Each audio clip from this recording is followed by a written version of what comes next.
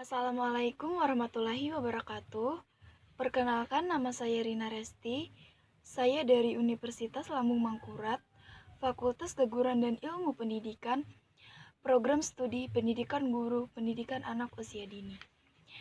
Baiklah, di video ini saya akan menjelaskan tentang bagaimana pengelolaan lingkungan belajar yang ada di Taman Kanak-Kanak, yaitu Taman Kanak-Kanak Surya Pagi. Jadi sebelumnya saya sudah mengetahui atau mencari tahu bagaimana pengelolaan yang ada di TK tersebut. Yaitu ini terbagi jadi 3. Yang pertama ada pengaturan ruangan kelas, yang kedua ada pengorganisasian anak didik, dan yang ketiga ada pengaturan alat atau sumber belajar. Yaitu kita bahas yang pertama dulu, pengaturan ruangan kelas. Nah, jadi itu terbagi-bagi juga. Pertama, susunan meja kursi anak bersifat fleksibel dan berubah-ubah. Jadi ini agar nantinya mudah untuk mengatur saat kegiatan pembelajaran pada anak. Yang kedua ada saat belajar bisa duduk di kursi atau lesehan. Jadi tidak hanya anak itu selalu duduk di kursi, tetapi juga bisa dengan lesehan. Bisa lesehan di atas tikar ataupun langsung di lantai. Tetapi kita harus juga perhatikan apakah lantainya itu licin atau tidak, karena itu berbahaya nantinya bagi anak. Nah, jadi yang ketiga itu penyediaan alat bermain disesuaikan dengan kegiatan yang akan dilaksanakan. Jadi, semisal ibu guru ingin mengambil tema hari ini, menggambar, maka yang perlu disiapkan adalah alat tulis, seperti buku gambar, pensil, penghapus, dan pensil warna ataupun krayon. Yang keempat, pengelompokan disesuaikan agar banyak ruang gerak untuk anak. Jadi, walaupun ruang kelas yang ada di TK tersebut tidak terlalu besar, tetapi sebisa mungkin agar itu cukup untuk ruang gerak anak. Dan yang terakhir, dinding dapat digunakan untuk memperkenalkan hasil karya dari si anak. Jadi kan tidak hanya dari poster gambar hewan ataupun poster gambar buah-buahan yang dapat dijadikan pajangan atau yang biasa ditempel di dinding, tetapi juga hasil karya dari anak, misalnya hasil dari gambaran anak, itu bisa ditempel, sehingga itu akan membuat mereka senang. Bagian kedua yaitu pengorganisasian anak didik. Ini juga terbagi menjadi 3. Yang pertama, kegiatan klasikal. Nah, jadi kegiatan klasikal ini adalah seperti kegiatan menyanyi, bercakap-cakap. Nah, bercakap-cakap ini sendiri juga bisa dari bercakap-cakap antara teman dengan teman, anak satu dengan anak yang lainnya, ataupun si anak yang berinteraksi dengan gurunya, yang langsung bercakap-cakap dengan gurunya. Juga bercerita. Nah, jadi kalau bercerita ini sendiri kan bisa dari ibu gurunya langsung menceritakan tentang dongeng. Jadi ini untuk menarik perhatian pada anak agar mereka itu dapat menangkap, dapat mengetahui apa sih bayangan dari cerita tersebut. Dan yang hal terpenting adalah berdoa bersama, di mana kegiatan berdoa bersama ini senantiasa dilakukan pada saat awal pembelajaran dan akhir pembelajaran. Kedua, kegiatan kelompok, yaitu kegiatan yang dilakukan dengan berkelompok ataupun bersama-sama.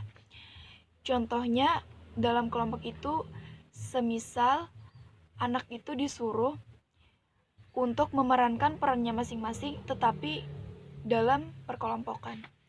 Jadi untuk itu dalam hal terkait metode bercerita ya. Juga kebersamaan atau kegiatan bersama-sama, yaitu ini termasuk dalam kegiatan saat melakukan senam, karena saat itu mereka akan bersama-sama melakukan gerakannya ya. Yang ketiga, individual. Di sini anak dapat memilih dan menyesuaikan apa sih minat bakat dari mereka, sehingga kita sebagai guru mengetahui apa sih minat dan bakat dari anak-anak tersebut. Bagian ketiga yaitu pengaturan alat atau sumber belajar. Bagian ketiga yaitu pengaturan alat atau sumber belajar. Ini terbagi dua, yaitu ada indoor dan outdoor. Yang pertama indoor. Pembelajaran kelompok dengan sudut-sudut kegiatan ini bermanfaat untuk wahana atau memotivasi mengembangkan kekreativitasan si anak.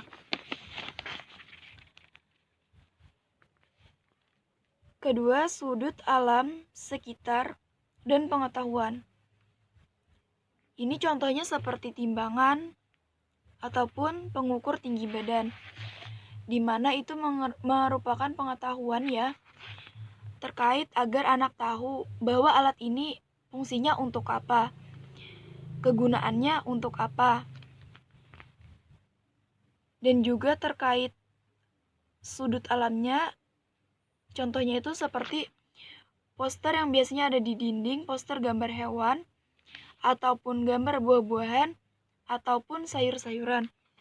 Nah, jadi anak mengetahui apa saja sih makhluk hidup yang ada di alam ini selain manusia. Kan ada hewan, tumbuh-tumbuhan, jadi anak mengetahui. Walaupun itu hal yang umum, setidaknya ia dapat mengetahui.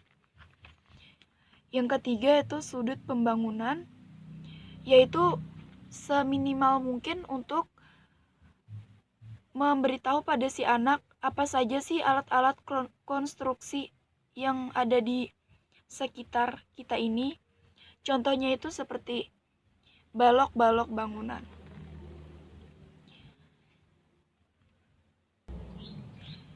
Sudut ketuhanan atau yang terkait dengan nilai aspek moral, nilai agama dan moral, itu semisal paling tidak kita itu memperkenalkan apa saja sih tempat ibadah agama kita, dan apa saja sih peralatan ibadah itu sendiri. Selanjutnya, sumber belajar di luar ruangan atau outdoor. Nah, ini sangat berkaitan dengan fisik motorik anak, yaitu dalam permainan jungkat-jungkit, ya kan? Ayunan, papan peluncur, dan papan titian. Sehingga anak itu aktif bergerak dan fisik motoriknya itu akan berkembang, dan itu akan senantiasa menstimulus pada perkembangan anak. Jadi itu tadi pengelolaan belajar yang ada di TK Surya Pagi. Salah hilap mohon maaf. Wabillahi wal taufiq hidayah. Wassalamualaikum warahmatullahi wabarakatuh.